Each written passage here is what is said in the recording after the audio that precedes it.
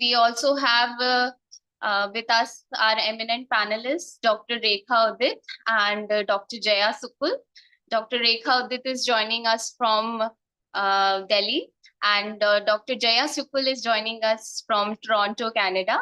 And I welcome both of the esteemed panelists as well. I'd like to give a short introduction about GPF India before starting our meeting. GPF India is a peace building organization working towards community driven peace building and intercultural understanding and developing value driven youth leadership with the vision of one family under God. GPF India promotes the idea of one family under God through the vision of Vasudhaiva Kutumbakam, which tries to foster an understanding that the whole of humanity is one family. So, since today is International Mental Health Day, and on this occasion, we wanted to bring a variety or a diversity of audience as well as a diversity of speakers to contemplate on this burning issue. And that is why on this occasion, we have organized this webinar. The theme of our webinar is mental health at workplace. So I'd like to start by giving a small introduction about in the World Mental Health Day and our theme. World Mental Health Day, observed on October 10th each year, aims to raise awareness and advocate against the social stigma surrounding mental health issues.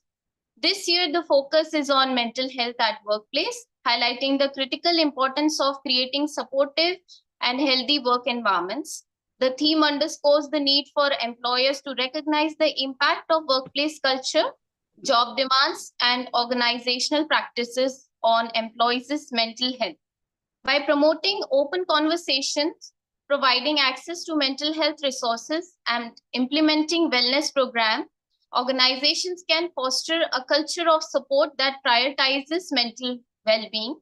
This proactive approach not only enhances employee satisfaction and productivity, but also contributes to a more resilient workforce overall.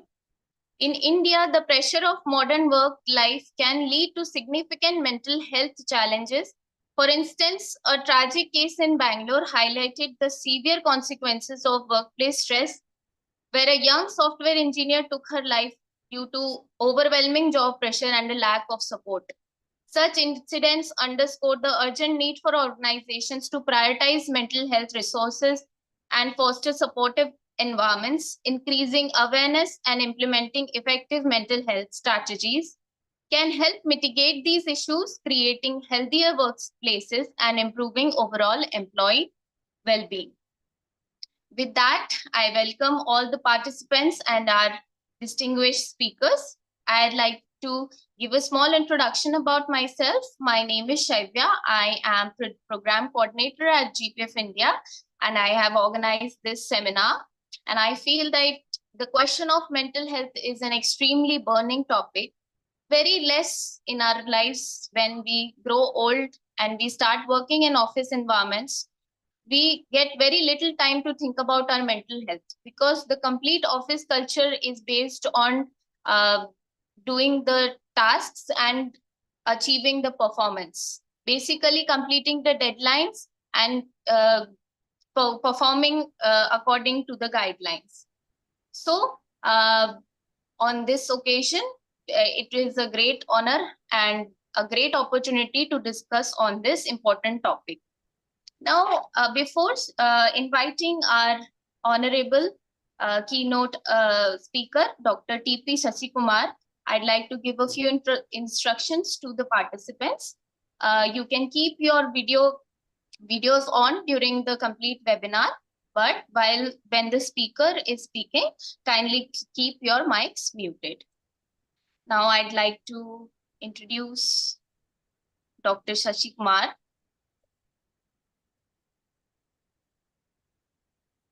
And invite him as well.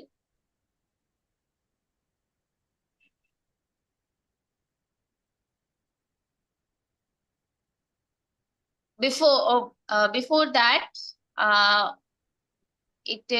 like to give a small tribute to Legend,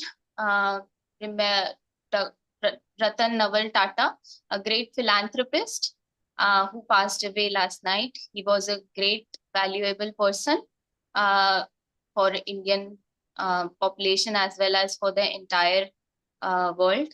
And I'd like to share one of the quote regarding the mindset of people that he has shared, that none can destroy iron, but its own rust can.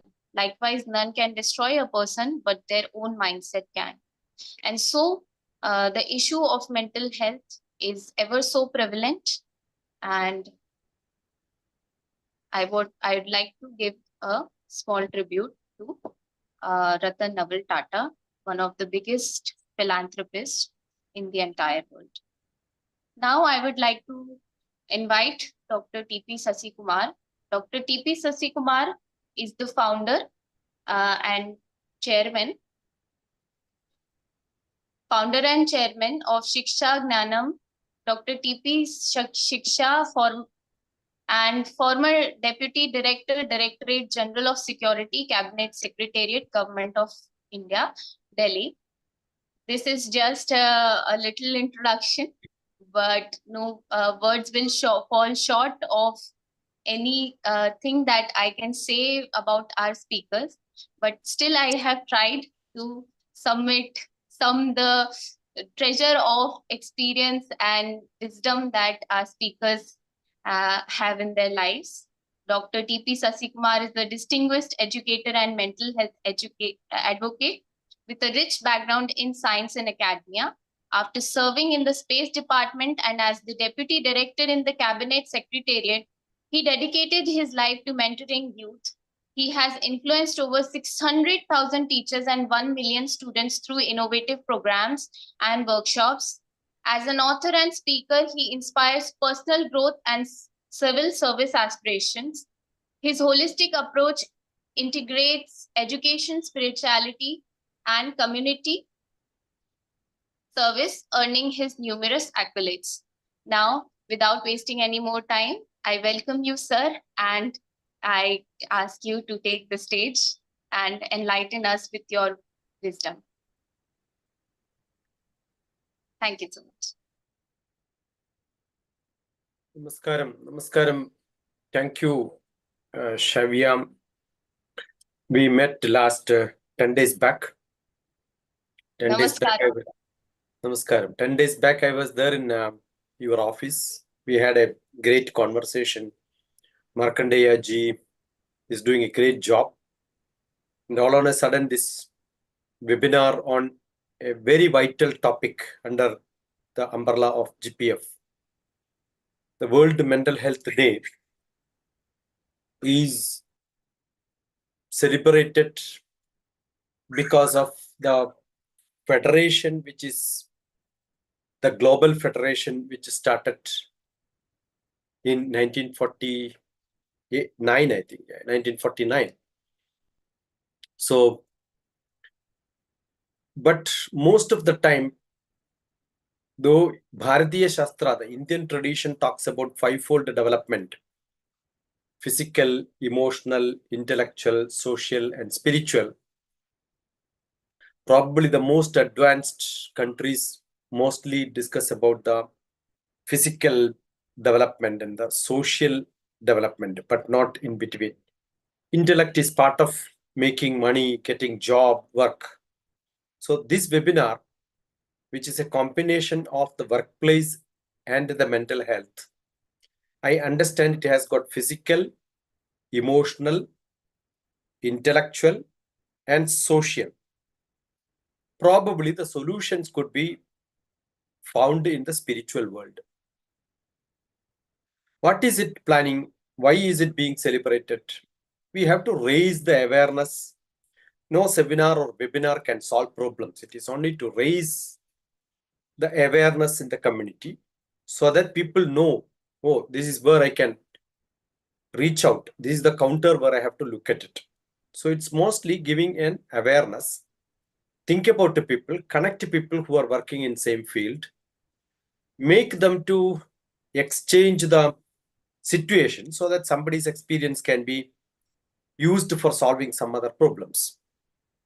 So when I look at it, the mental health indicators, like what is my target?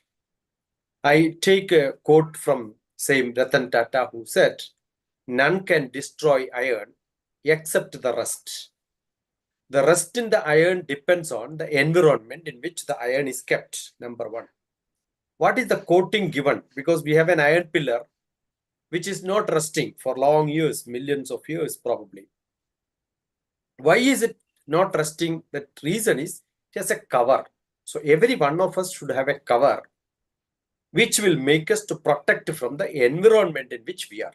It is not the workplace who creates problem. I am not having a sufficient cover around me to protect me. That is the problem. We cannot run away from work. We have to be in the workplace. How do we combat with all the problems around me, the backbiting? What are the protections which I have to take when there is a problem around me? Is what we are supposed to look at it. We cannot change the workplace as easily because I am not the controller of the environment around me most of the time. What is that which creates stress for people? The mental health, when we talk about how do I take care of the stress? What are the impacts? What are the process? What are the reasons behind it? So the formal sectors of working environment, we cannot make a common platform and say everywhere this is the problem. No, because each place and time.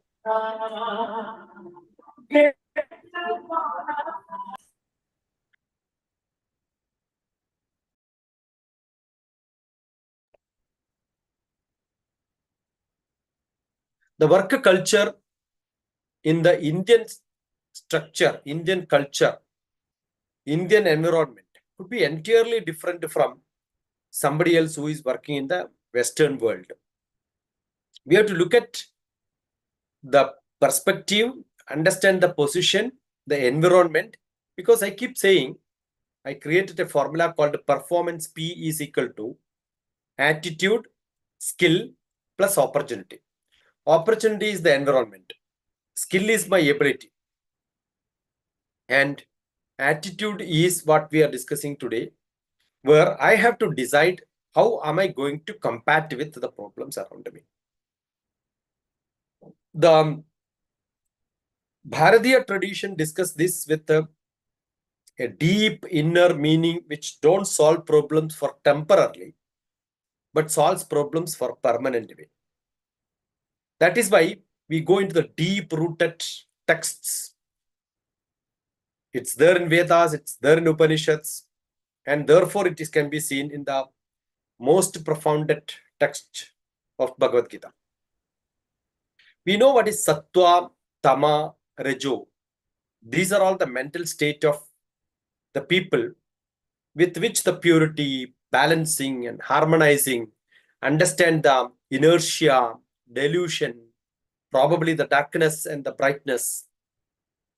How do we get into those aspects to solve the problems? Bhagavad Gita clearly explains it's a mental state of Arjuna in his workplace. His workplace is the battlefield. And he is not able to solve his problems. He is not able to fight. He is totally in depression. So probably a character we have in full depression is Arjuna, as recorded in the oldest of the oldest textbook probably. And Dr. Krishnan, I call it as a psychotherapist. He is a psychotherapist. He could counsel Arjuna and make him to be in action with the full vigor. And there is a question, where did he get this ability to?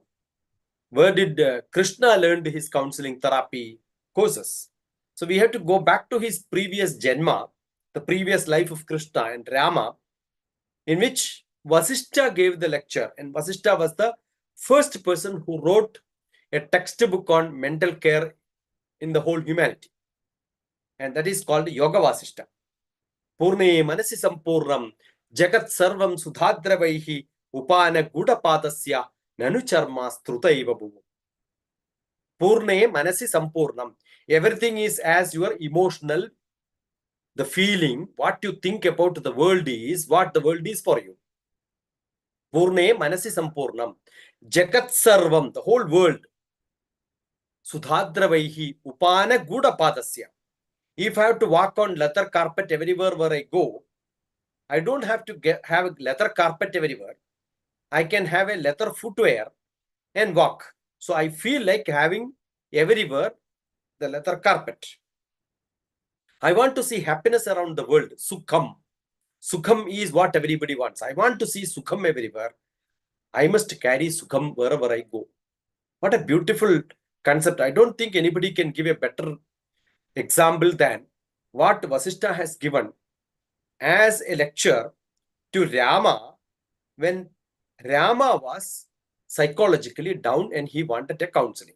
So the first psychotherapist is Vasishtha, and the first patient and psychological problems and trauma, probably unable to decide what he wants, not respecting his own father, was his problem. Dasharatha, the richest of the richest king, had a son who was not respecting him, not listening to him. He was sent to Vasishtha. So Rama could be the first patient who took a treatment from the first psychotherapist, Vasishtha. Why is it happening? Because there is a small content of sattva, tama, rejo, guna in all of us. It could be slightly more for some people. Sattva can be more people, more percentage. For some people, raja can be more percentage. Some people, tamas can be more percentage. So when darkness, laziness, ignorant, sorrow, sleep, delusion, this happens, it is in the tapakuna. Bhagavad Gita 14th chapter, 17th sloka, Sattvat samjayate jnanam. When you have sattva guna, jnanam comes. Rajaso lobha evacha pramado mahau tamaso bhavado atnanam evacha. When you get tamas, you get into atnanam. When you get sattva gunam, you get jnanam. This is what the distinction is. So when your mind is so calm, cool, not diluted, I'm sure you get into the action. And the Sattvagunam is what gives you a solution for problem, or probably you will work for solutions for problems when you are in the Tamasika stage. 18th chapter also you can see some slokas. Ayukta Prakrdaha Staptaha, I think 28th sloka. Shatho Nishkritiyo Lokasaha Vishadi Dirga Sutrija Karta Tamasa Uchyate. When you are not able to concentrate, your own feelings under which you become a slave, even a person with a lot of ego, have his own problems and he forgets what is to be done around him. He becomes a tamasic. He is not able to get into actions. So this is the biggest problem. And in an environment, generally we have a lot of assume that you are so powerful, you are doing, and you are a sattvic person, but your environment need not be sattvic. There could be rajasic and tamasic people who find fault with you, who find disturbing you all the time, backbiting. All these are part of everybody's life and environment in the modern world. That is where the topic is very relevant today. It is not that what happened 5,000 years back. It is happening every day in everybody's workplace. So ahimsa, non-violence, cannot be a solution for most of the time. You cannot be a boss with ahimsa. Sometimes you'll have to give punishment. You need that truthfulness, satya. Everywhere satya cannot work because people around you are not in satya, they are in asatya mode. Astheya. You cannot live without stealing. You'll have to steal. You will have to show what others have done. Sometimes you don't declare where you got this. You cannot declare because that is the work ethics. We have got a individual dharma.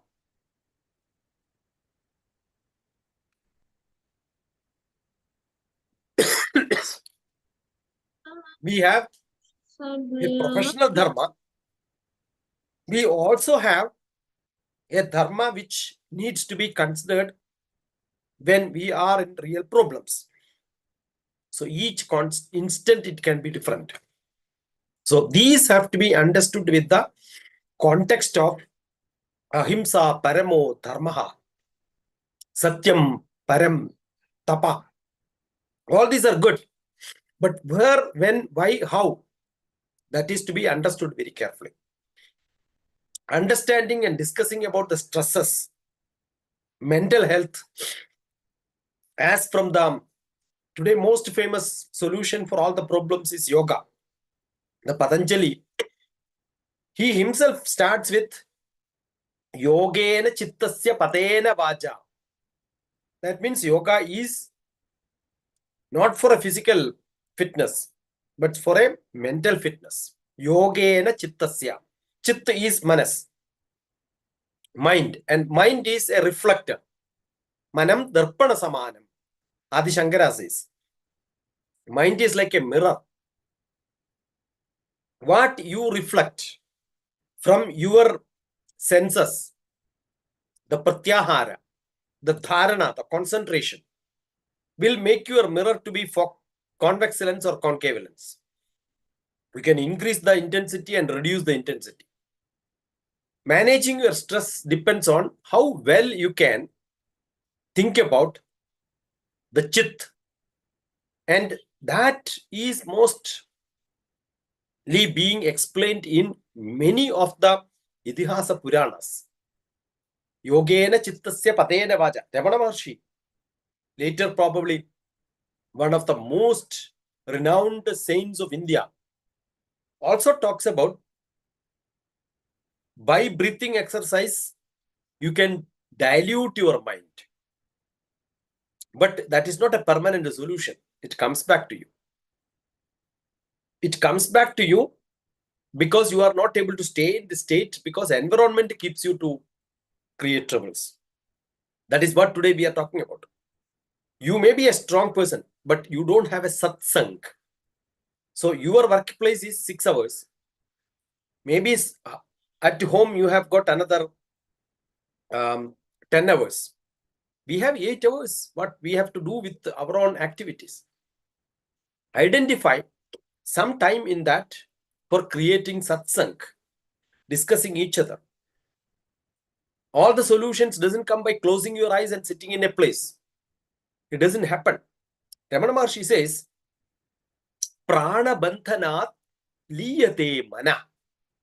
With holding your breath and doing all that pranayama exercise, many people call it as meditation, but I have not seen a person who is really meditating. If somebody has courage, they must go into electroencephalograph and then check whether the brain is dead or not during meditation. Samadhi is a state in which your mind is totally into no vibration, straight line. Very rarely. We have a Himalayan, I'm from a Himalayan tradition meditation master, Swami Rama. But I have not seen many people who could subject themselves for the EEG to show that, yes, I am ready for such a check during my meditation. They fail. Terribly, people have failed. So, prana bandhanat liyate mana. You hold your breath, probably your mind will become diluted. Jala pakshivat dinarodana. Immediately after that, when your pranayama is over, meditation is over, 10 minutes I will meditate. I am in calm. But then you are in a hurry to do, you have to run to the working place and you are in a hurry and finished. All that is gone. The distress comes on not when you are closing your eyes. You should open your eyes and then combat with the problems around you is what is the real life. So not running away from the workplace is the solution. Facing the workplace in a calm environment is what is really the state of mind is good. And that is what we have to acquire. The stress factors can be seen in the basic Ayurveda, Vata, Pitta, Kapha, and balancing them can be one of the solutions. We have King Janaka as an example, Yajnavalkya as an example.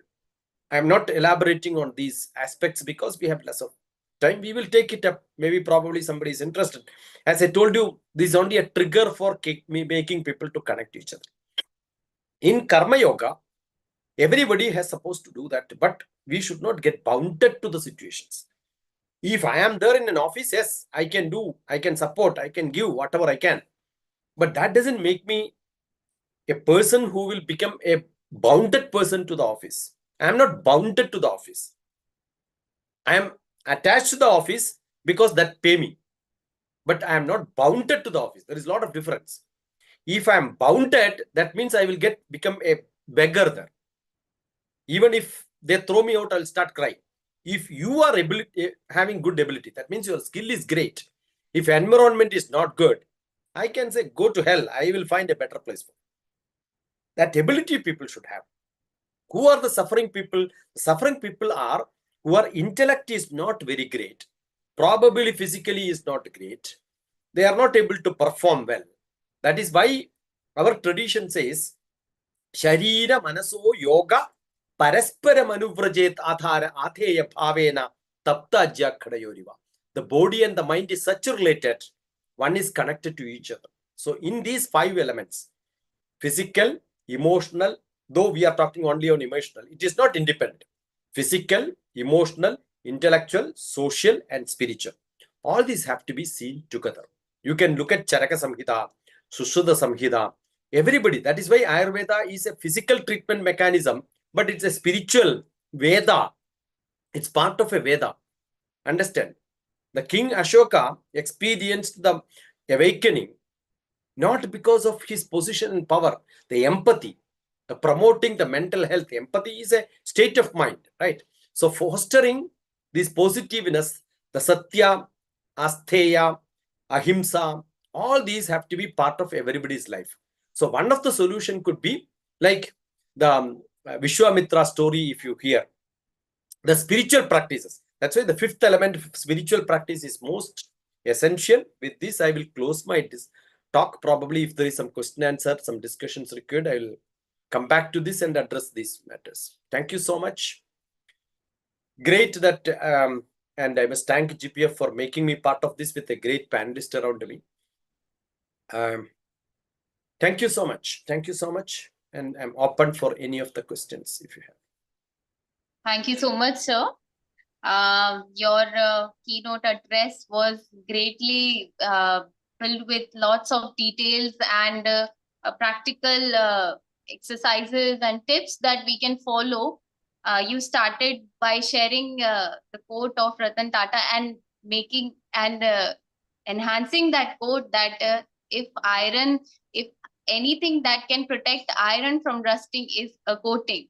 And mental health is not just about one part of development, but it encompasses physical, emotional, spiritual, intellectual, and social reasons, and we have to address all of these. And you shared that we need to work on our attitude, skills, and opportunity to address the issue of mental health. You shared the ancient example of Rishi Vashishta, that Yoga Vashishta was one of the most ancient person who had worked on the field of mental health. And you said that everything is an emotional feeling. So basically, everything is derived from your emotions. And you have given some examples of work ethics, like from the yoga philosophy of the Satya, Asteya, and Ahimsa, that should be addressed while working on the issue of mental health at workplace. And you also shared that yoga is one of the most important way through which we can become mentally healthy at workplace. We also need time for satsang, for discussion, to know about the mental health status and also to work upon it. And there are also some practices like pranayama, and to create a calm environment in workplace and to manage stress. Thank you so much, sir, for such a valuable address, for delivering such valuable insights. And now I would like to move on to our panel discussion. I would like to call Dr. Rekha Udit. Dr. Rekha Udit is the founder and chairman of the Women International Network. Dr. Rekha Udit is a dedicated advocate for mental health and women's empowerment, serving as chairperson of the Women International Network. She champions the transition of women from the margins to the forefront of social change driven by ferocious love and gentle courage.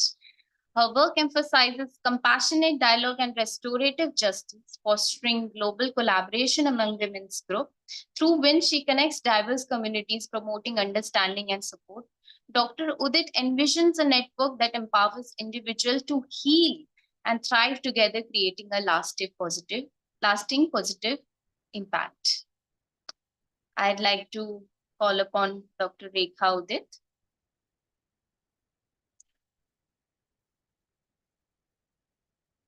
Ma'am, your voice is unmuted. Muted.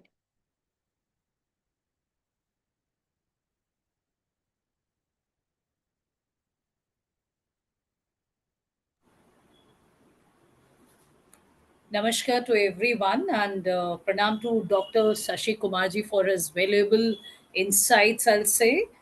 And thanks to GPF, thanks to Rai Sahab for organizing such a wonderful webinar. And as the day suggests, I'll say, before sharing anything, because we are addressing the youngsters and I'll say, the people, those who are struggling to start their career, people those who are very well established in their career. So important is bridging both the gaps is something which has to be very relevant. So when I just look on examples, एक बहुत पुरानी बात होती याद आती है कि ताजमहल सबसे पहले कहाँ बना. So Miss Pathak, if you can answer, Taj Mahal कहाँ बना? You're the host. ताजमहल सबसे पहले शाहजहां के दिल में बना. ये शाहजहां लोग कहते हैं कि आगरा में बना, लेकिन ये आगरा में नहीं बना, ये सबसे पहले दिमाग और दिल में बना. सो कहने का मतलब ये है कि coming back to the main agenda, see, whenever we are going in this practicality of the life, it's very important to be very very strong as far as the mental aspect is concerned. I've seen great potentials, great academicians, youngsters coming from vast backgrounds, but when we analyze the graph of success of every individual, the graph of success varies to the extent that at times we get surprised that how this person is able to reach to such a great height. So I believe what is very, very important and what comes to the main insight is the atmosphere, the environment, the mental health, how strong it is. So important is on this very important International Day. I'm really honored to speak on this subject that is really very crucial and overlooked, I'll say. So mental health in workplace. In recent years, the conversation around mental health has gained significant traction, I'll say. Yet there remains a considerable gap between awareness and action. As professionals, we see a responsibility not only to our work, but also to the well being of ourselves and our colleagues.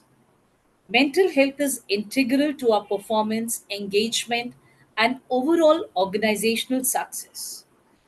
Now, important is when we begin the project. When I say project, I mean to say a baby who is born, an individual who is born. So important is from that day one, if we start instilling great values by all inputs, all environmental inputs, possible from all important people connected, from that very age, till the age he or she becomes such powerful to take decisions. So I believe the bringing up of an individual is also very, very important as far as the mental health is concerned. Somebody who is very eminent leader, somebody who is very strong mentally, I believe they, when they are sharing the agenda, when they are running the organization, the concept is very different because they don't see the productivity. This important is if your people are strong, if your people are very well connected with you, if your people are connected heart to heart. So important is when they are mentally happy, mentally satisfied, outcome you can definitely get. But if the person who's capable of giving you that outcome is not mentally so stable, he or she is undergoing so much of pressure in the life, do we think that he or she can perform? That's not possible. So important is, as leaders, as elders, or maybe as the peer group, I'll say, it's very important that we recognize this mental health issue. Now the problem is people are hesitant. Now, not going beyond, I will not say the corporate world or the workplace. If you take mere example of a daughter, why I'm saying daughter, a daughter born to a mother, I believe this relationship is so strong that this individual can share anything to her parents, and it is vice versa. Even parents can think anything they can discuss with the child. But when the openness is not there, the child feels, the youngster feels, if I discuss this, then what will happen? I'm going with a very practical approach. I'll not, I'll say, dare to touch the pointers what Dr. Shashi Kumar was going through. So that's why I'm going on the very practical approach of youngsters, what we are analyzing in the society. So what happens? The youngster, they are not free to discuss their concepts, their agony inside. So important is if you cannot discuss with your parents, then who else? So there becomes that's a major mental block. When we talk of various aspects that are to be covered, you have to be mentally strong, academically strong, physically, environment, all the spiritual, all the concepts. But the most important epitome I'll say, आप जब तक सोचोगे नहीं आप करोगे कैसे? If you don't think that you have to do this work, either going to a gym, going to workplace, going for your higher education, moving abroad for your higher studies, let it be any concept. Important is your mental strength. That's why the day is very, I'll say, very, very important. And I'm really grateful that GPF has organized this. Important agenda is not one day webinar. When we proceed in this, we have to go with the multiple events and with the practical approach with all the institutions and as many as corporates possible so that we can touch this concept in detail. Now, important is when we are working and we are talking of the workplace, recognizing mental health issues. Understanding the science of mental health issues is the first step in creating supportive workplace. Common signs is you can really observe your stuff, I'll say, the persistent sadness, anxiety, fatigue, irritability, and changes in the work performance. It is essential to foster an environment where employee feels comfortable discussing their mental health without fear of stigma. Encouraging open conversation. I would like to underline this. Open conversation can help break down barriers and promote understanding. If you can really talk to your people, you can discuss with them, you can understand them, definitely you can get the best output from them. Now, important is creating a supportive culture. The very first and foremost thing is leadership commitment. It's very important how your leader is. Leadership plays a critical role in shaping workplace culture.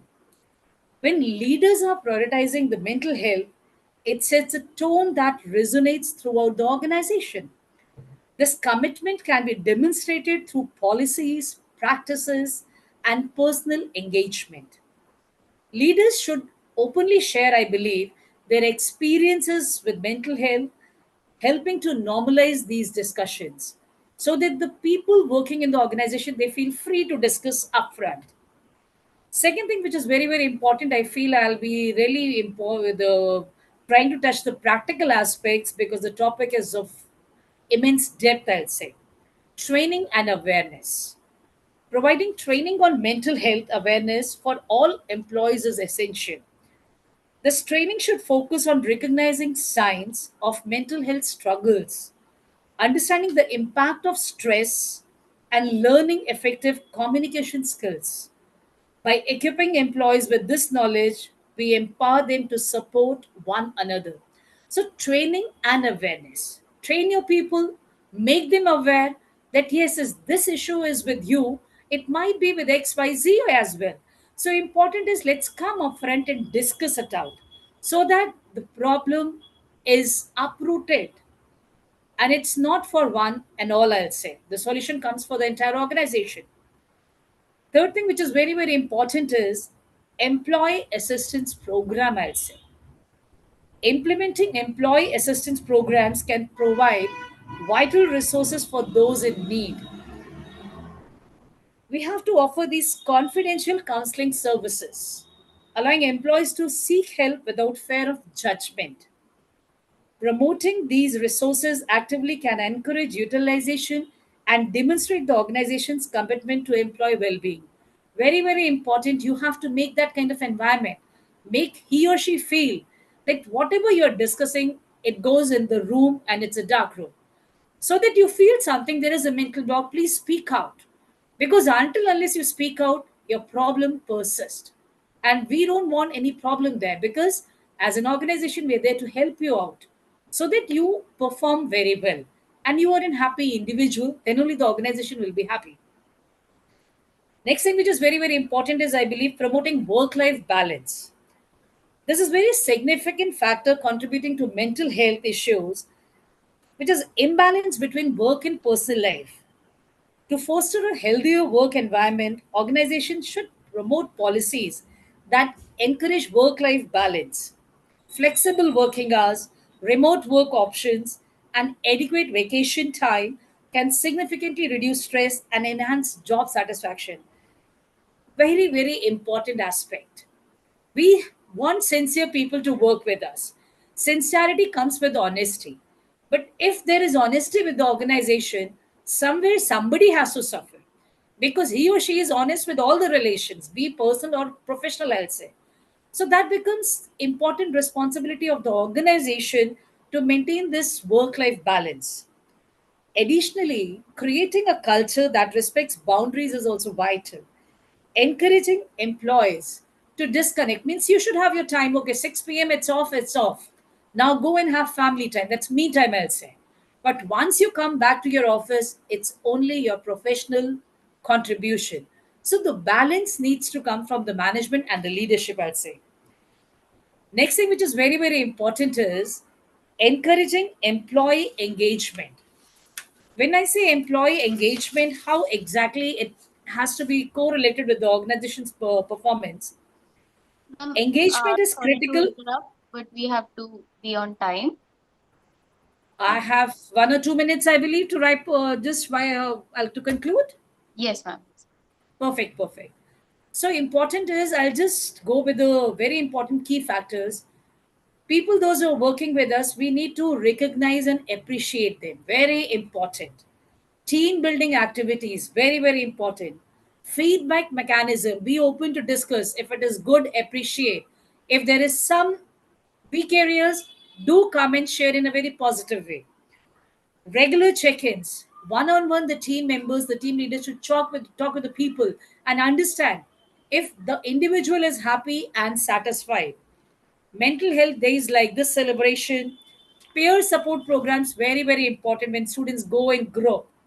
And role of technology comes very strongly in the whole concept, I'll say. So important to just conclude, mental health in the workplace is not a one-time initiative, I believe. It's an ongoing commitment.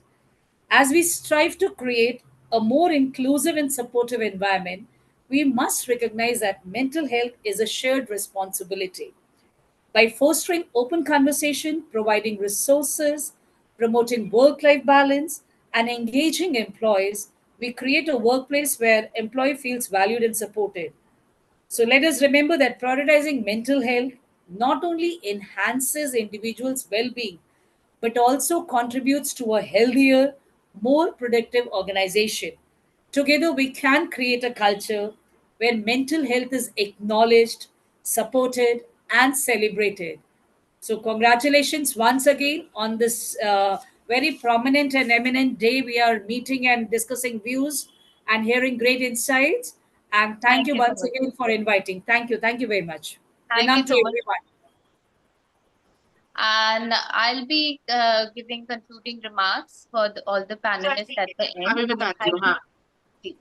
Thank you so much, Dr. Rekha.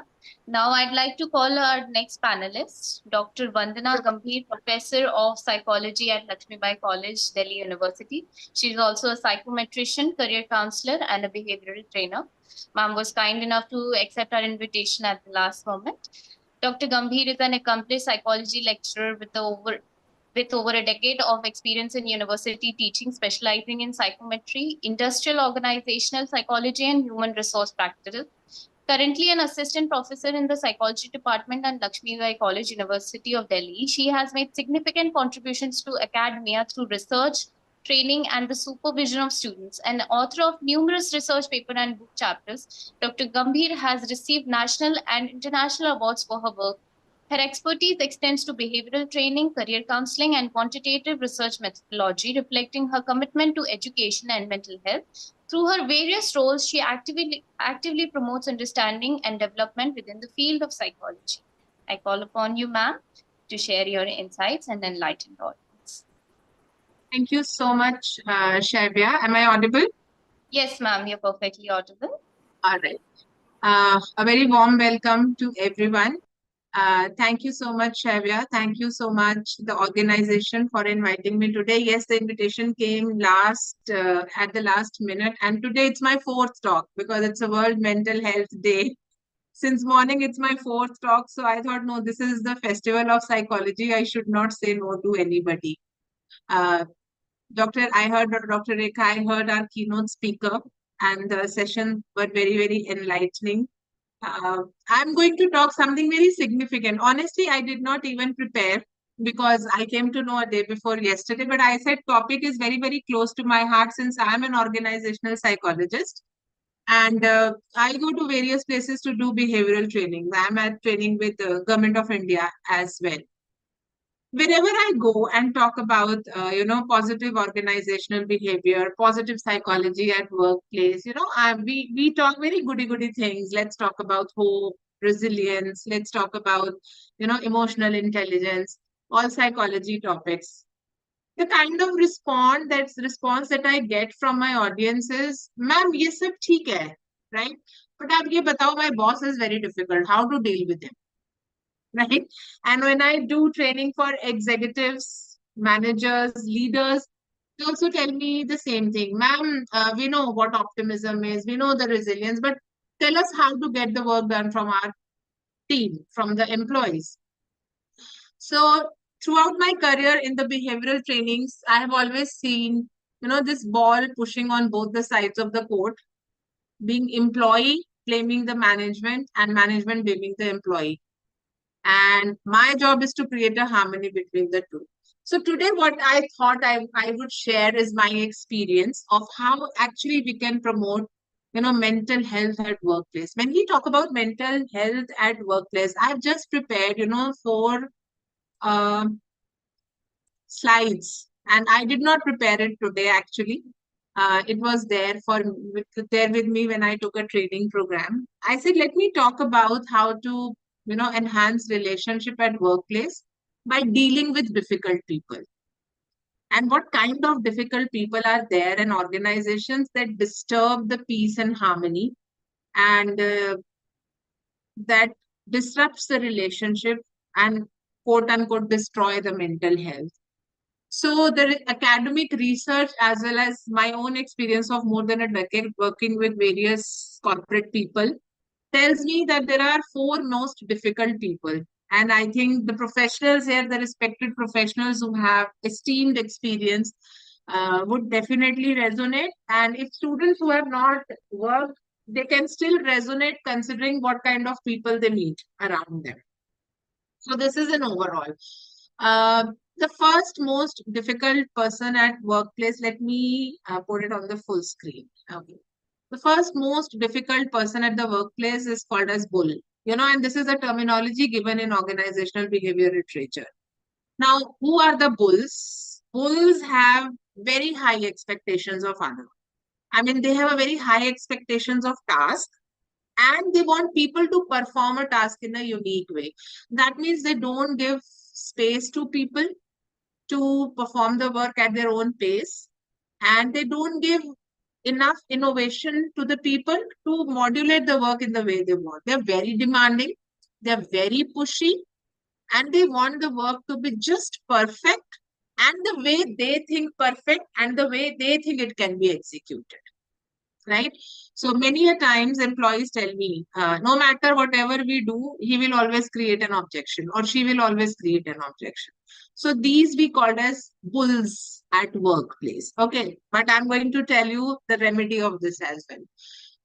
The second one that I identify at various organizations as told to me by employees as well as managers are the time bombs. Now, these are those people, because I'm a psychologist, I focus a lot on personalities. These are the people who do not have high expectations, neither from people nor they're from tasks. Basically, they are insecure people. Insecure in a way, probably they don't know their work themselves, or they are very defensive, so that others should not catch hold of them and should not, put them in any kind of framework. So they are very defensive. They are very insecure. Probably they do not sometimes even know their jobs well. And they have very low expectations from the task, from the people. Because of this insecurity, because of this defensiveness in the behavior, they are explosives. I still remember teachers in schools who do not used to answer the questions that students raise are the one who used to shout a lot on the students. कि जोर से बोलेंगे तो students will not ask questions from us, right? So these are explosives. Whosoever will go to them, they will explode. They will be very, very loud. They will be temperamental. And they just want the world around them to get control, to be in their control by being loud. First, they have power. Second, being loud gives them more power because others will not retaliate, right? So these are the second ones. Third ones is, of course, the know-it-all ones. They are the smug ones. Now, they only think that the way they perform is the best. And the other person, no matter how much input the other person puts in, the other person is not right. So they are the ones, don't tell me how to do my job. I know it all. The self-centered one, of course, they are also task-centered. They want to perform the task, but they want to handle everything of their own. So these are the ones that we call them the know-it-all. And the fourth ones are the whiners. They themselves cannot do the task, right? And they also have very low expectations, but somehow they try to manipulate people around them, and they want that task should be done by others and probably credit should be taken by them. So they will keep saying, give themselves pity in the job. That's not fair. That's your work. You have to do it. This place sucks. They will keep using these words to avoid the work. Somebody else performs the task and let me take the credit. Academic research as well as my own experience with corporate says that these are the four kind of the people who actually destroy mental health at workplace. See, mental health does not get destroyed mostly with salaries, mostly with the infrastructure. Sometimes, of course, the basic minimums are required. Then technology, no, people are capable of learning, people want to learn, people want to grow. Whenever we say that mental health at workplace, it is mainly because of relationships. Relationship with co-workers, relationship with boss, relationship with my clients. It's mainly relationships. And relationships are actually spoiled by these four kinds of people at workplace, whether they are on the management side or they are on the employee side. The bulls, the time bombs, the know-it-all ones, and the whiners. Now, the point is how to deal with these people. So many a times, this is the question that I get in my training rooms. Ma'am बाकी सब ठीक है, आप बताइए boss को deal कैसे करना है, उनको सेटिस्फाई कैसे करना है, right? So let me tell you how to arm yourself, how we psychologists practice it at workplace. We tell them that these are the people who are actually superb of confronting the people or, manipulating the people by their emotional responses. So never deal with emotions of difficult people. If you do not want to destroy your mental health and mental health of others at the workplace, if you have these four kinds of difficult people around you at workplace, please do not deal with them through your emotional centers. They will trigger your emotions. They are absolutely evoking an emotional response out of you. You may start crying, you may feel bad, you may get angry, you may start feeling lost, you may start losing interest in your job, you may start showing absenteeism, and that's what they expect when they are dealing with these kinds of behaviors with people around them. So no emotional response, because these people are experts in what is now known as in corporate world as emotional warfare, right? They can actually make people highly uncomfortable by evoking emotional response. So how to deal with them? You have to actually deal with non-emotional response, and we tell people talk minimum and talk facts. These two are the mantras to deal with these kinds of difficult people to restore mental health. Try to talk, try to say your thing in the least possible words that's possible, right? Don't elaborate on your expansions. Don't elaborate on your answers. Try to speak with the minimum words and try to speak facts. Only facts. Sometimes facts based on figures, right? And till the time you're sure that this is the work which is based on fact, and now I'm going to elaborate fact with my imagination, illusion, fantasy, some philosophy, no, they are going to get hold of you very quickly. Try to listen them. Try to see where the anger, the insult, the guilt, the false flattery is coming from, and try to, dismantle their bully behavior with facts and minimum talks. We call it KISS talks actually. KISS, KISS talks. Keep it simple and short, and then fact based. So that's what I thought of speaking to my audience in 5-7 minutes, because I thought if I'll start speaking about positive things, of course, that can go long. But let me speak to my audience about how to restore mental health with difficult people, because that's challenging. And that's what it is. I am ending my presentation here. I'm ready to take any questions if there are. I'll wait for my turn. And if there are questions, I'll reply. Thank you. Thank you so much, ma'am. I'm at awe by listening to your expertise and the way you have addressed the subject. Now, I'd like to quickly invite our next panelist, Ms. Vandana Gulia ji. Vandana Gulia ji is founder of CyberSharp. She's a cyber safety evangelist, cybersecurity awareness author. And Dr. Vandana Gulia is a dedicated cyber safety evangelist and speaker specializing in cybersecurity awareness for educational institutions, law enforcement agencies, and enterprises with coverage in over 300 national and international media outlets. She is recognized for her impactful work in safeguarding children, educators, and parents from cyber threats. Dr. Gulia emphasizes personal interactions to enhance her initiatives, and she is currently deepening her knowledge of psychology to address the psychological aspects of spreading awareness and supporting affected victims. As the founder of the No More Missing initiative, she has played a vital role in locating thousands of missing children while raising awareness about risks facing youth. Her efforts have reached over 42 countries and garnered appreciation from prominent figures, including former President Pranab Mukherjee. Ma'am, I call you to take the stage. Good evening, everyone. And really important points were highlighted by Professor Gambhir, and I would like to just extend on that. Although much has been covered already, but I'll just share my thoughts on what I have felt over the years talking to youngsters and, during my sessions also. A lot of times I kind of get approached by people who are suffering with their problems. And because, I deal with a lot of youngsters in the same age group profile, I come to know about their problems. I have in my family a lot of young people who are in workforce right now. And I get firsthand experiences talking to them. And, most likely nowadays, almost everyone is aware of it. I'd like to share one news, because almost everywhere, everyone knows how bad things have become. So this is something which I would like to highlight through this news.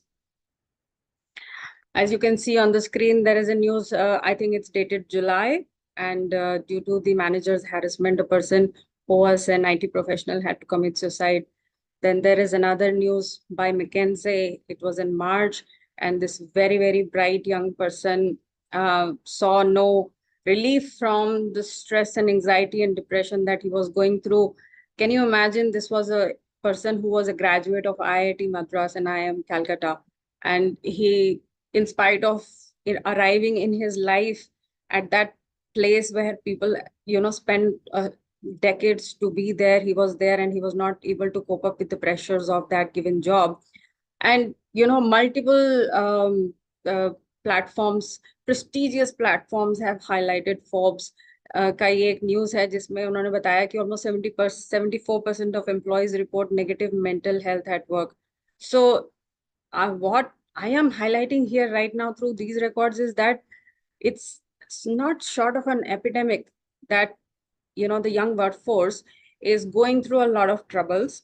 And recently there was another news of a young and a bright girl who had to commit suicide. I think the news was from Pune. A lot of uproar was created around that, and especially unfortunate statement made by a senior political leader also, which did not went well with a lot of young people. So I know a lot is being said about mental health, and we are somehow masking the real issue by saying that there is not enough resilience in the young people. But what I feel is that right now, the young generation, this current generation, is having the most difficult time when compared to all the previous generations. I know a lot of times people like to say that they have had all the opportunities, all the education in this world, and they were raised with, a lot of care, and that is why they lack the fighting spirit and the resilience and the strength which is needed to combat all of these. But let me tell you, the kind of pressure they endure right from the childhood, and I am strictly against it. Look at our education system.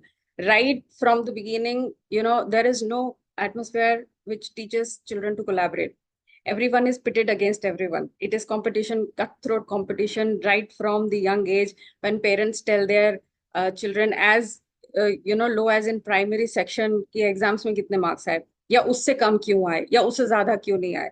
So children are always, from the young age, when they grow up also, it has become quite a culture that we have to secure our interest and not help somebody else. So it has created a cascading effect of an emergency in which this generation is suffering a lot of isolation and loneliness. They were never taught to collaborate, never taught to help each other. They were always asked to protect their own interest, and that is the reason they suffer everything alone. They stand alone, and there is a perceived, what do I say, lack of support in their heads. So I would really, go on an awareness drive telling young people that forget everything that was taught to you. I think we should inculcate and foster an atmosphere of collaboration, an atmosphere, a culture of helping each other, because we need to stand with each other. Otherwise, we stand no chance.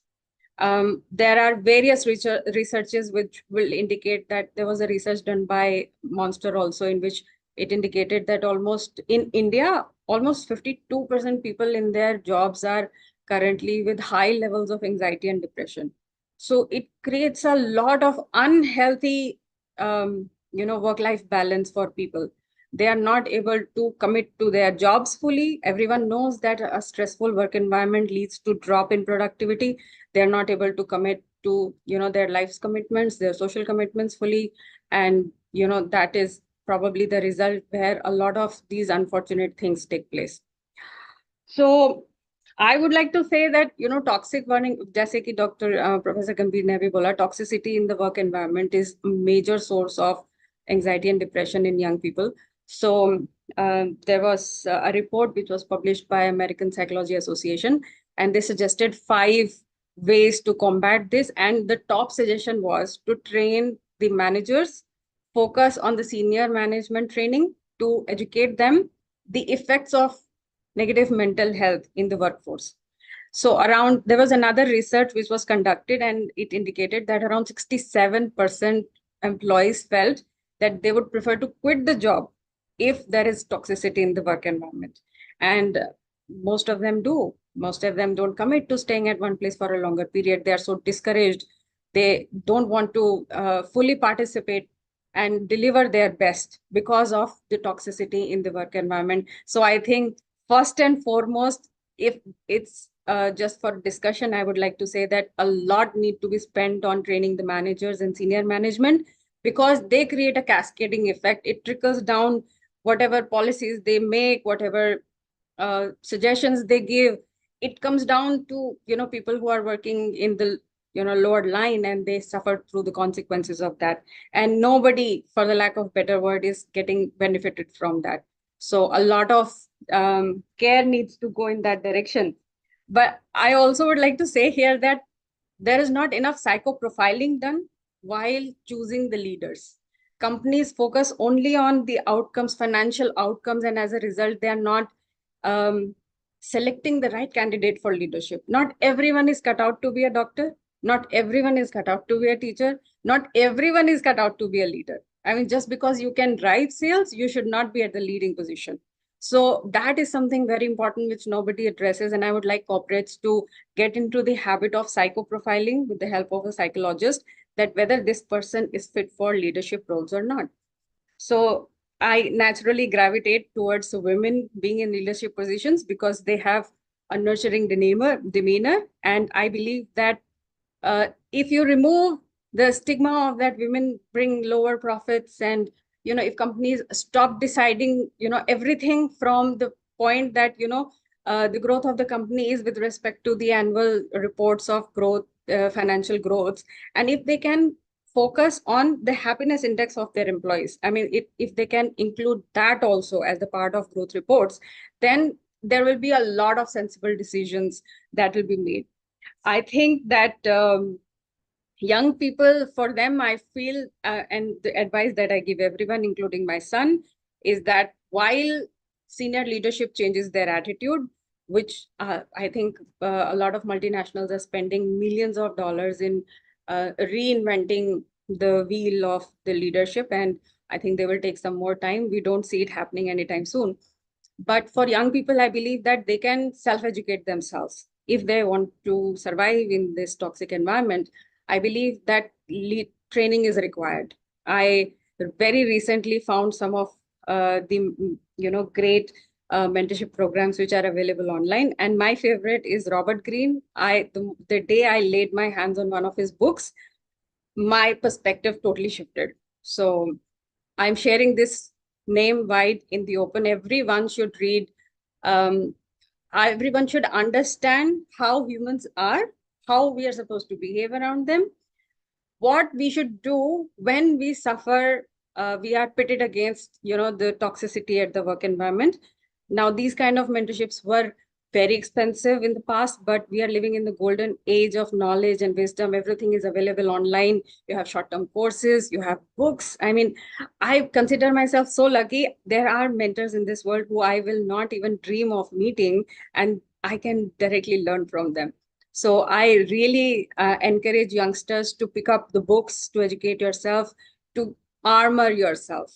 It's a jungle out there and you need to survive. So why not go in with full preparation while the culture is waiting to be changed? Why not learn how to navigate that? So this should be definitely taught in the school, in the college, but even if it's not, I am encouraging all the people who are in the participation here right now, and maybe go back to your friends and tell them that we need to gear up with those armors. Another thing I encourage people is not to suffer in silence. Very recently, I was talking to somebody from IIM Bombay, and this young bright girl was suggesting, sharing her problems with me, that in spite of all the work she had done, she is completely being overshadowed by her boss. So I suggested her that whenever you are in this position, one should make a habit of keeping everything on record.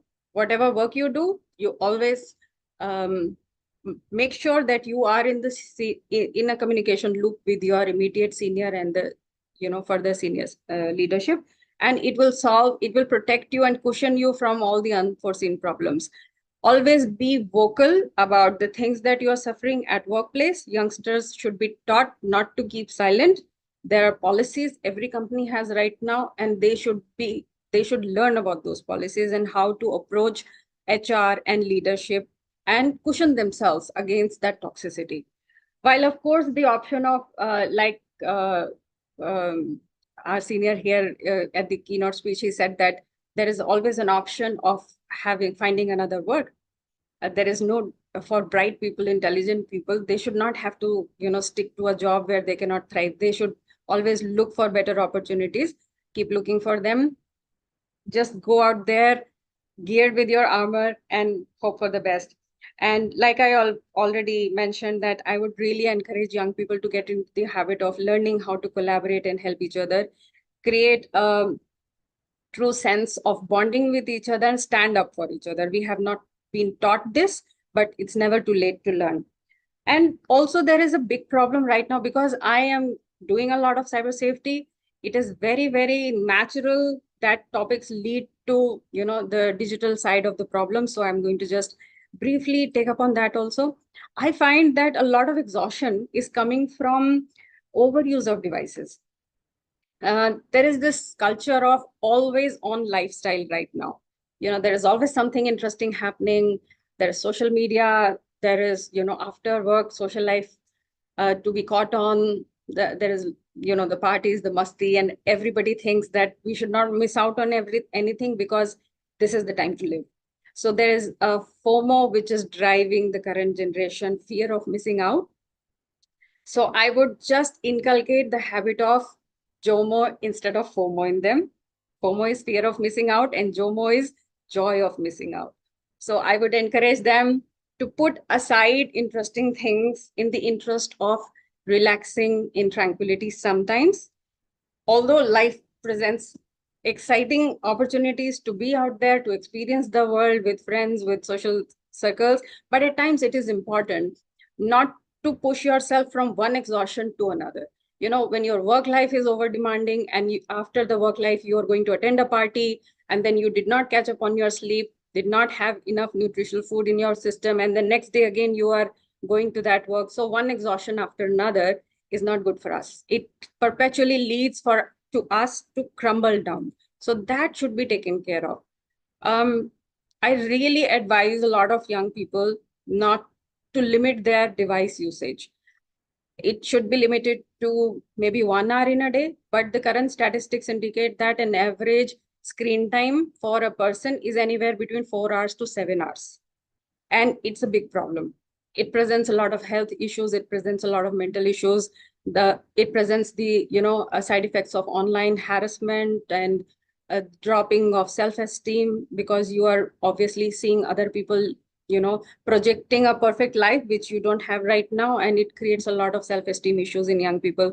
So these factors are also contributing to the exhaustion, anxiety, and depression in young people. I really encourage them to not opt for substance abuse and resorting to self-soothe yourself by going online, but find other ways to socialize in the real world, to find joyful things, simple joyful things in the real world, in the best interest of their mental health. I highly recommend prioritizing sleep, and I highly recommend seeking emotional guidance and mental support whenever in need. Although it's still a stigma going to a therapist, but still, if you are in need, one should definitely approach a counselor or maybe seek some guidance. Thank you so much, ma'am. Thank you for giving us practical information and real life examples. Now I'd like to move on to our next speaker, Dr. Jaya Sukul. I'd like to, in 10 seconds, share a personal story that I've met Dr. Jaya in a fair, and I thought, what could be a better mental health advocate than a very healthy and cheerful doctor who is practicing clinical psychology. And Dr. Jaya was prompt and kind enough to accept our invitation. She is currently stationed at Toronto, Canada. A brief introduction.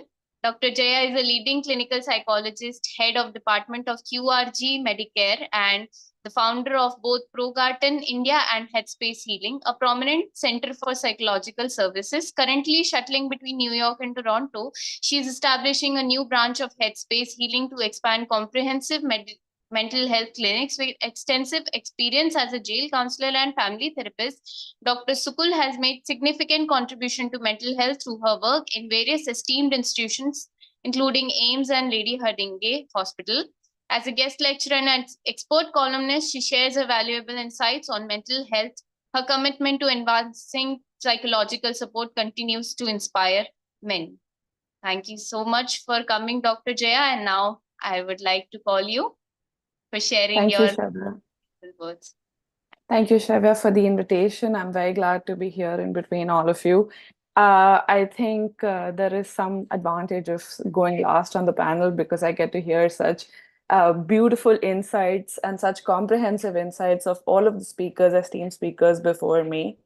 I think it will allow me to restrict myself to the time and run, so that we can run the entire show on time as well. So I'll be quick and I'll be precise. And I think a lot of insights have been given by all of you who've gone before me. And anyone who's listening, and if listens to even 1% of all of you, what you have all said, I think their life will be pretty much sorted and they will know what to do, what not to do. So, but I'll focus a little bit on how to prevent stress and what we can do generationally to change how we look at workplace stress. And it always starts with fortitude.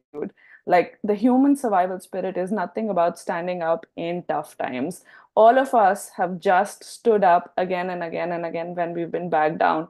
And this is something that is, it's the spirit of the human nature, is to have fortitude, to keep surviving. And we have to use the same to understand workplace stress with the additional component of the psychology of dominance. Backbiting, toxic behaviors, all of these things are part of human nature. They are a product of psychology of dominance. They are a product of how we've learned to survive as a species. Unfortunately, this is something genetically codified in us, but doesn't mean that it has to be activated and it has to be utilized as well. It is something that is personal nature, but has to be fought against. And the best way to fight against it is to understand what is your personal self toxic behavior, or how are you toxic in the first place.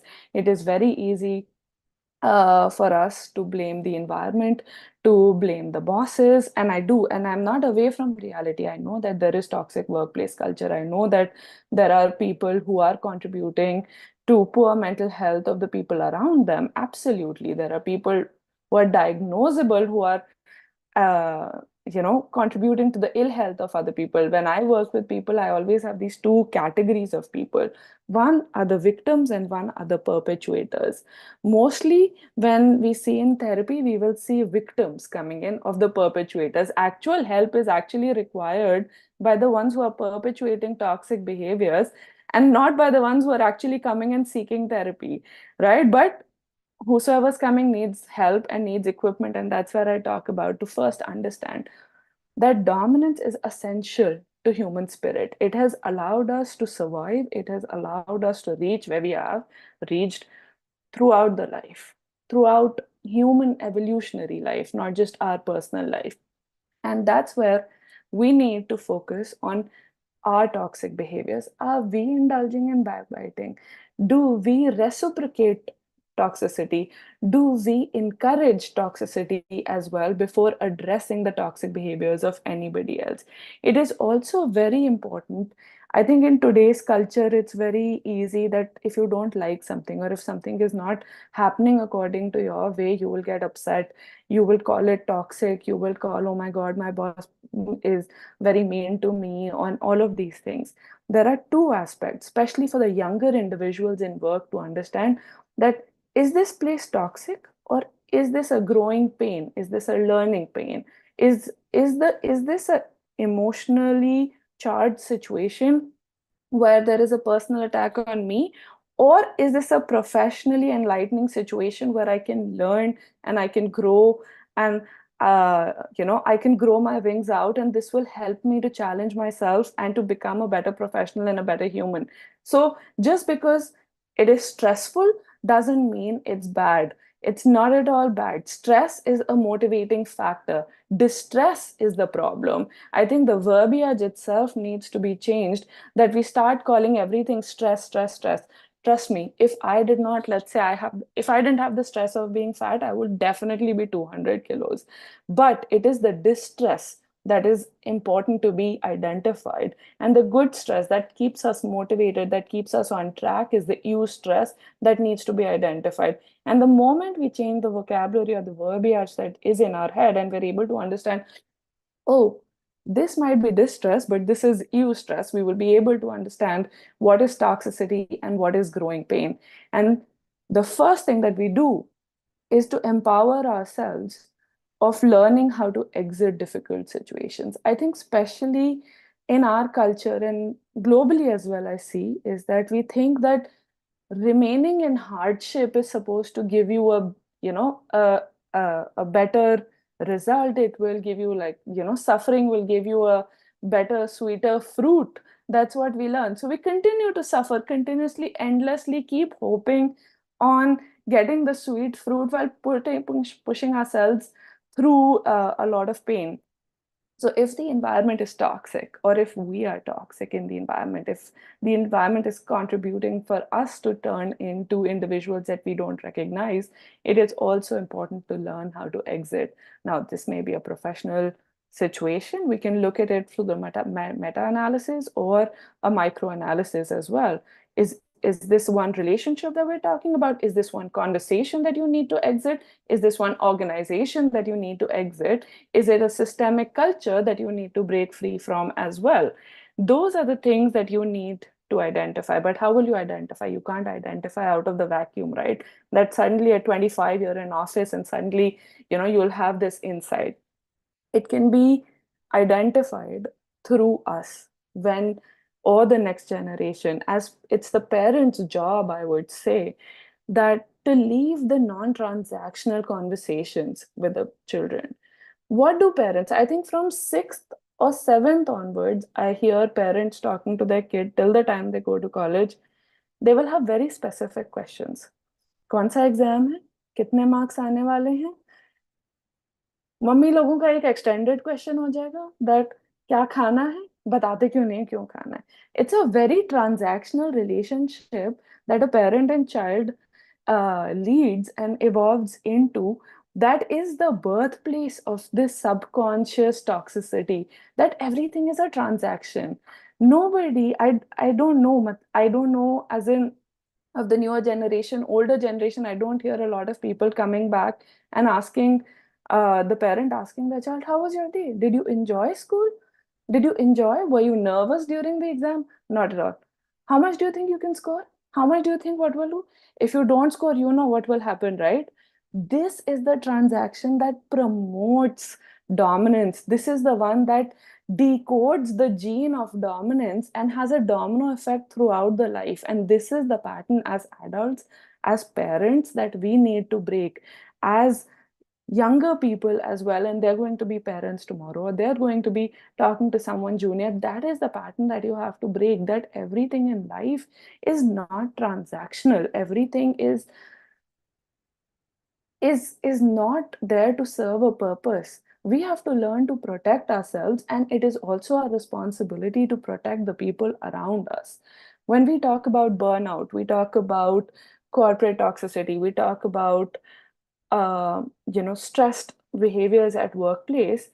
It doesn't start at workplace, it starts at school. Now you start at 6th grade, 7th grade, 8th grade, okay? You start promoting, no, you need to study this much, otherwise you will not be able to do 10th is the most important, then 12th is the most important, then getting into college is the most important, then doing well at the job is more important. This little brain requires rest. It requires a speed that doesn't amplify stress. So we have to understand that slowing ourselves down and preventing burnout is to place the right values. that, okay, you need to do this, and it doesn't need to be magnified. Its importance doesn't need to be magnified. All of us sitting here today, I don't think our class 10th results stand and have any value, or our 12th results have any value. What is valued? How we speak, how we treat other people, how we present our ideas. Even in a job interview, you could be an absolute topper, but if you don't have presentation, if they don't see the spirit in you, you will not be selected just on the basis of your marks. But are we taught that? Absolutely not. So I think the learning from right from primary ages needs to change. Then, now let's come to the, I don't want to be redundant. A lot of solutions have been spoken about, a lot of things have been talked about. So I'm going to cut out a lot of things, and I just want to focus on one or two. One is the strategy. Strategy, as in, now all of us cannot take a weekend off. A lot of us cannot take vacations every 6 weeks. Maybe that's when we are burning out. Every one of us do not have the luxury to move away from stress, or not pick up calls after 6 o'clock. What do? Even in the time that we are working, the concept of micro breaking needs to be aligned. That, when you're sitting and when you're working and you scroll your Instagram, or you scroll your Facebook, or when you go to the loo, or when you go drink your tea, or when you have that lunch, those are the minutes that, instead of stimulating yourself more, instead of stressing yourself more, you can actually take a break. You can just, if nothing else, as our keynote speaker also said, the breath is beautiful to manage stress. That, can you sit there, can you close your eyes instead of scrolling on Instagram or Facebook? Can you just close your eyes and take a long deep breath and relax your body, instead of like sitting like this and like scrolling? Can you push back, and can you give your body the signal that, okay, I'll get 30 seconds of rest, if nothing else? Instead of overstimulating yourself from morning to evening, you know it is micro breaking that needs to be employed in our lives to prevent burnout. There are multiple strategies. You can Google, I don't want to get into it, how micro breaking can be established as well. It is a beautiful workplace strategy. Then the mental health aspect. The mental health aspect is not, and has never been, I think, around only the mental or the emotional piece. Mental health, especially in intelligent, and when I say intelligent, I'm not talking about the one who gets 90%. I'm just talking about the normal bell curve, where people who are intellectually stable will have more of physical health issues arriving out of psychological issues than uh, just emotional issues. Not everybody will have a breakdown. Not everybody will have an anxiety attack. But yes, will most people have back aches, stomach issues, fibromyalgia, chronic pain, chronic inflammation arising out of stress? Absolutely, yes. So when we're looking at mental health, we should not just focus on the emotional health, but rather the entire functional, physical, somatic health, which is not only a part of mental health, but a part of our entire definition of health as well. So I think I would wrap it up. So don't ignore your body. Remember, the mind and body connect. Do micro break. Learn where to place your values. Learn what you want to teach your children. Learn what is toxicity, what is growing pain, and learn to exit situations which are not good for you. And I'll wrap it up right here so that we can conclude the webinar on time as well. Thank you, everyone. Thank you so much, Dr. Jaya, for your gentle but assertive remarks on the question of mental health at workplace. Now, I'd like to call upon, last but not the least, our panelist, Ms. Vijayanka Shah, is a dedicated psychologist, therapeutic yoga consultant, and educationist known for founding the Videh Wellness Center for Development, Education, Health in Ghatkopar. With training in psychology from SNDT University and yoga from Bihar School of Yoga and S. Vyasa Yoga University, she specializes in psychosomatic health conditions using an integrative approach. Offering services such as counseling, psychotherapy, and yoga therapy, she promotes holistic well-being. Additionally, as a visiting faculty member, she conducts happiness workshops at engineering colleges focusing on consciousness, upliftment, and value education. Her commitment to mental health and wellness extends through the various workshops in institutions and corporate settings. I'd like to call upon you, ma'am.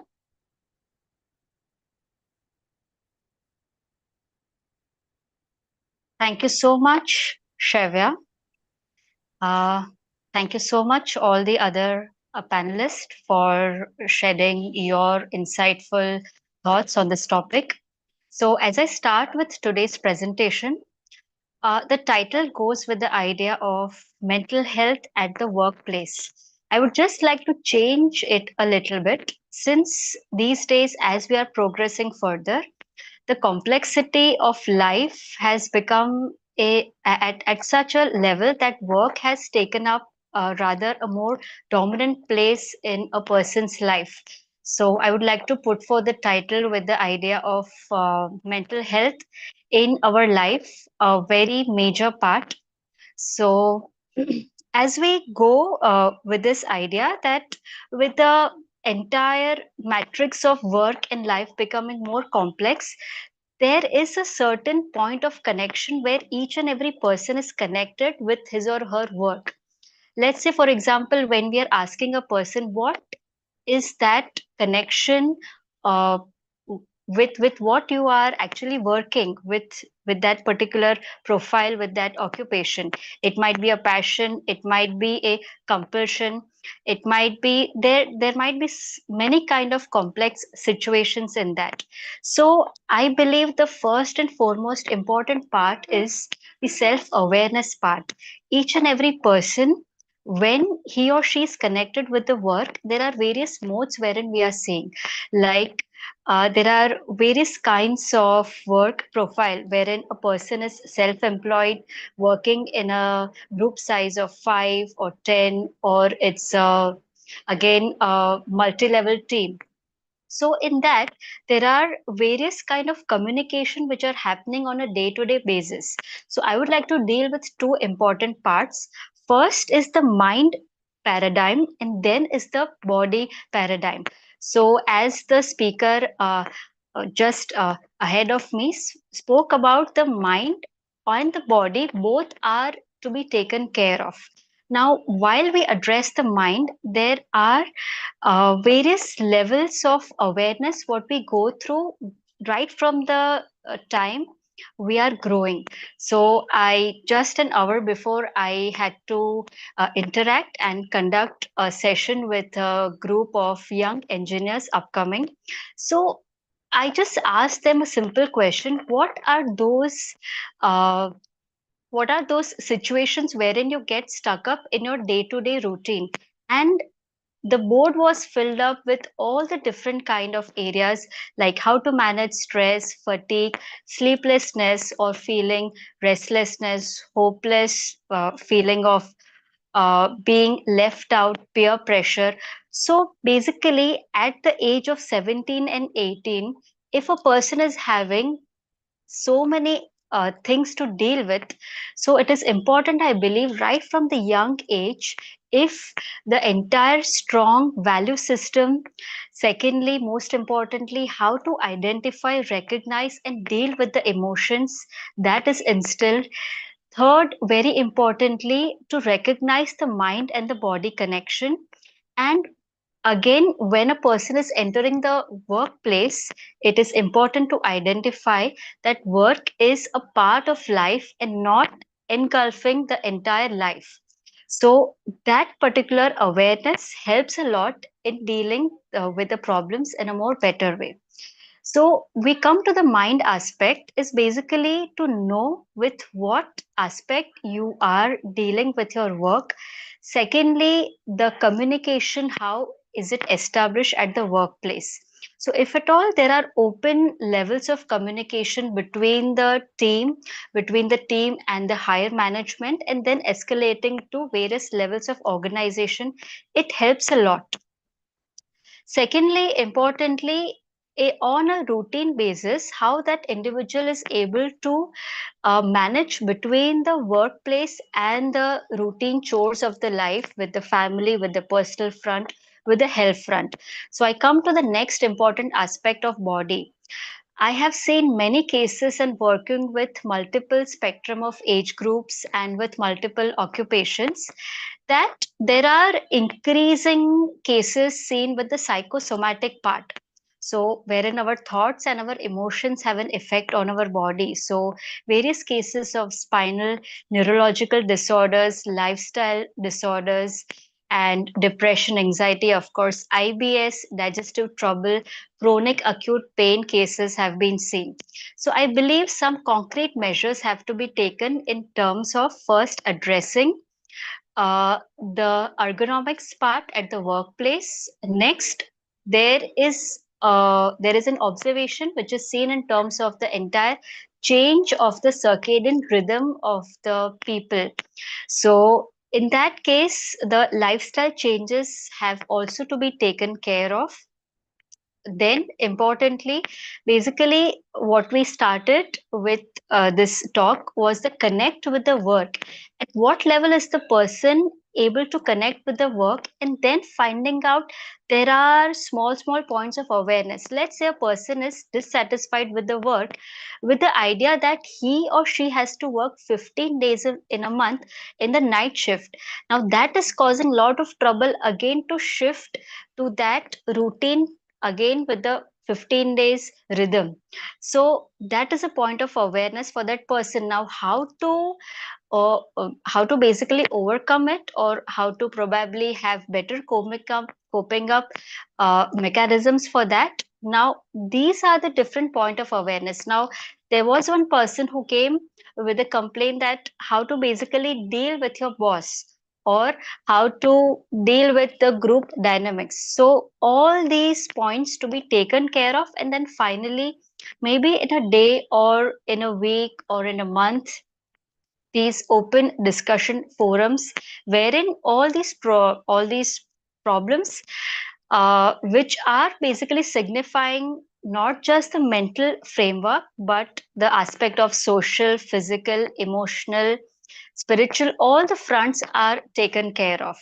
So I would also strongly recommend that seeing a person as a human is the first and foremost premise, and the work is a part of life, and numbers and all the other dynamics what are surrounding it are also to be in a zone of balance. Otherwise it is uh, to deal with this situation like mental health at workplace, it is not it is not a topic to be dealt alone, because it has connection with all the different areas of our family, of our self, the way we process emotions, the way we look at other people, how we are able to overcome obstacles in our routine life also. So I believe it's an entire conglomeration of various topics which need to be taken care of. Also, when we are considering the mind and body connection, now uh, actually researching and also implementing these changes in various settings of the workplace, I've seen that when there are lifestyle changes made with the people who are working, there are ergonomical changes which are made that are affecting in a much more better way, also to the mind component and also overall to the job satisfaction as well. So this is the entire as a combination of mind and body health paradigm. I feel this entire topic can be taken care of in a more better way. There is actually so much more to be shared in this topic, but with the time limitation, I will end my presentation over here. Thank you so much, Shevya, and once again to all the other speakers over here. Thank you so much. Thank you so much, ma'am. Thank you for your valuable words and for concluding. Although we are still running out of time, but we will still like to take one question from one of the participants. Miss Amisha would like to ask a question. Miss Amisha, you can unmute yourself and ask question from our speakers.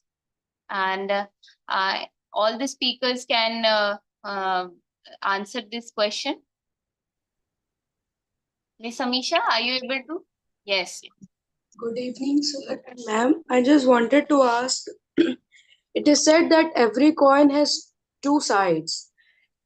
that in every situation we have to look for both positive and negative sides. So, is there any situation in which tension and stress can be helpful for us?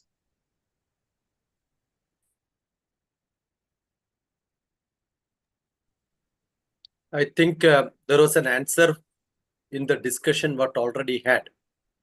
Stress is always productive, and distress is non-productive. Stress is not tension. Tension is when you cross the level where your ability to perform is lost. When stress makes you to be productive, if your ability is less, your level of stress can be higher or lower based on what level you are into. So that is why I mentioned that you should have skill. You should also have ability to cope up with the society. So that is why it says your ability to perform physically you are good, probably you can stay more mentally, but physical strength is good enough to give a mental strength. Yes, for some time it is. That is why we give breathing technique for mental. Mind is nothing to do with the breath. No, it is something to do with the breath because they are related. Sharira manaso yoga paraspara manuprajit. That is why Patanjali's Yoga Sutra says Padena Vacha. Communication is also most important. So Patanjali is considered as a teacher for communication. Patanjali is considered as a Vaidya who can treat physically. So don't understand that, no, my mental strength is more, but physically I am not good. No. Physically you should be good. Mentally you should be good. Intellectually. Most of the students, the problem of stress is because intellectually they are down. Thank you intellect so has much. to be good. They can study everything. Correct. Right, sir. Absolutely. So these are all to be seen Thank together. you, sir. Yeah. Jaya ma'am, Rekha ma'am, Yes. if you I would like think to add I in. think that's what when we have to see how stress is affecting us. When it's making you think more and do less, that means this is the unhealthy kind of stress. But if it's making you do more and think less, that's when you know you're in the healthy zone of stress. And as Sir said, the first thing that gets disrupted when we are stressed out is our breath. And the first aid, the psychological first aid that we should have for any kind of self regulation, any kind of treatment modality is to regulate the breath, especially with mental health disorders.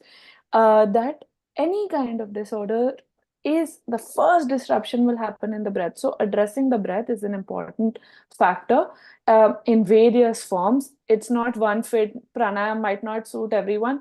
So get the right help, understand what is required. And I would like to differ with Sir with one point that intellectualism or intelligence is nothing about self-beliefs. So if you believe you are not smart enough, you will function according to that. But if you give yourself the input that you're intellectually good, you'll be able to beat someone who might have a higher IQ also, because self-belief and confidence that comes through the body and through the mind can help you achieve more than if you just look at it in an ocular fashion and okay, I'm just going to focus on the one part. Thank you so much, So Jaya ma'am. I have actually one example this can be clarified with. So the youngster was talking to me and saying that I always get groups in which nobody works. I have to do all the work. And when I submit the project, everybody names goes on it. So this happens to me every time. So this causes a lot of stress to that youngster in college. So this kind of stressful environment gives you an opportunity to grow. When you are working more than others, then you are developing your capabilities. And there is another example in which a young person from college asked me that we get such professors, they don't teach us anything and we have to learn everything ourselves. So then that kind of stress is presenting an opportunity for you to seek more knowledge in your own way, personalize your own learning, and probably expand whatever is being offered to you academically. So in that stressful environment, when you are not receiving academic help from your teacher or professor, you have some space to grow. But there was another case when a young girl was complaining about, like I said, she was complaining about all the work that she does. Her superior packages it as her own, presents it to higher authority and says that, you know, this is my work.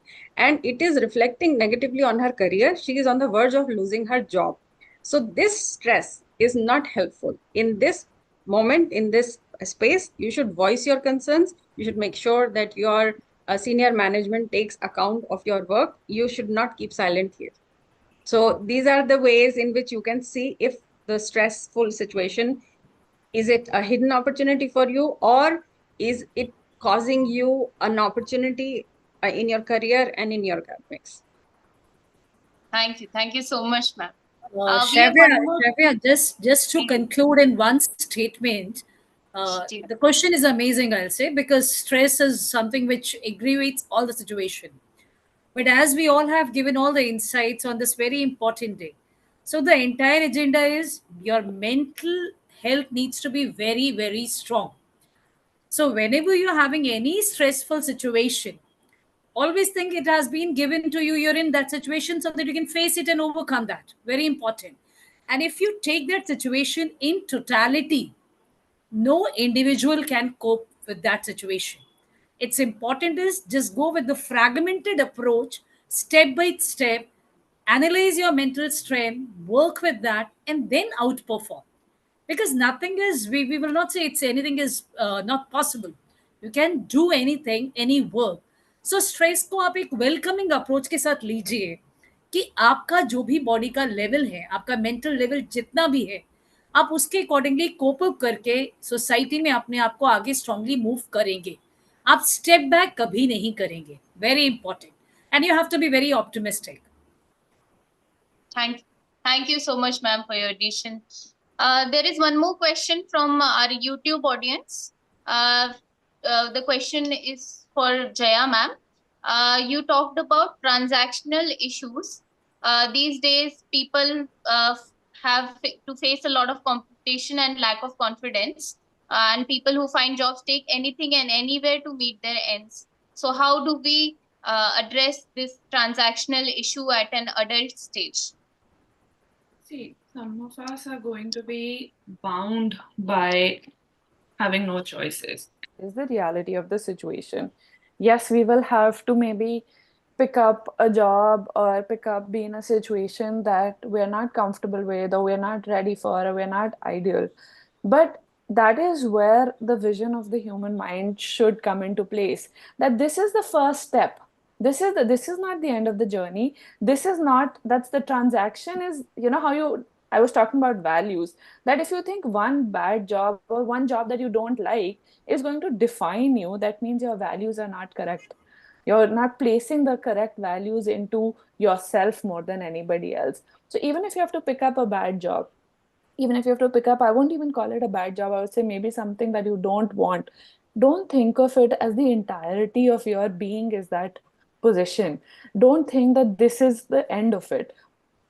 This might be a stepping stone to get somewhere that you wish to get. So the transactional piece has to be aligned with the value piece, that life is transactional. It is nothing we can do. But what can we do to enhance that transaction? How can we look at that transaction differently? How can we engage in that transaction? Even a parent-child relationship, as I was talking, is always going to be transactional. But can we make it a better transaction? Can we see it in longevity? Can we see our child in not just as his marks or her marks in it? Can we see this job not as my entire being and my entire worth, but as a stepping stone to where I get? And that is what will build emotional and human resilience. And that resilience is what going to make you deal with all the stress, will help you become healthier in all aspects. That understand that this is a transaction, it is not my complete being. It is something I need to do to get somewhere, and that it is going to help me in becoming more resilient. Simple. Thank you so much, ma'am. I hope all the curiosities have been addressed. Me being an amateur, I feel like how can I conclude this talk? But this was very extremely valuable. Dr. TP shared the logical and philosophical reasons and remedies for addressing mental health. And Dr. Rekha shared the importance of fostering a culture, and we should move away from stigma. While Dr. Vandana shared how we can cope with different people creating a stressful environment, and Dr. Uh, Vandana Gulia ji, she shared real life stories and data, and she insisted on collaboration and open environment. Dr. Jaya shared that stress has both a positive and negative aspect, and we need to balance it and work it according to our own benefit. And Dr. Vijayanka shared the importance of self-awareness and a holistic approach to address this issue of mental health. Last but not the least, I'd like to say that GPF India is extremely fortunate to have such people who back us, who join us, collaborate with us, and share their valuable and treacherous wisdom with us. I'd like to thank again to all the speakers. Once again, I want to request all the participants to start their cameras. We want to take a quick groupie picture so that we can remember this moment.